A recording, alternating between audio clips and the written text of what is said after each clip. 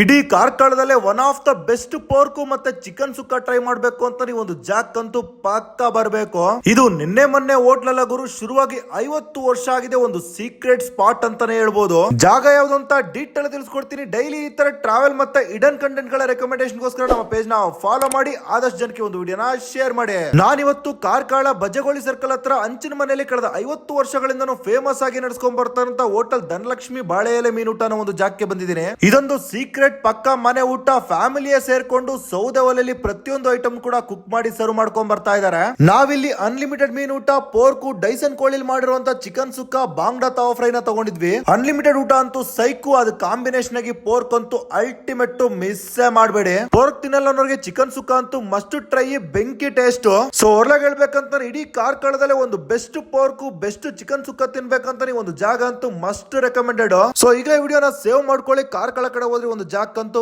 ಪಕ್ಕಾ ವಿಸಿಟ್ ಮಾಡಿ.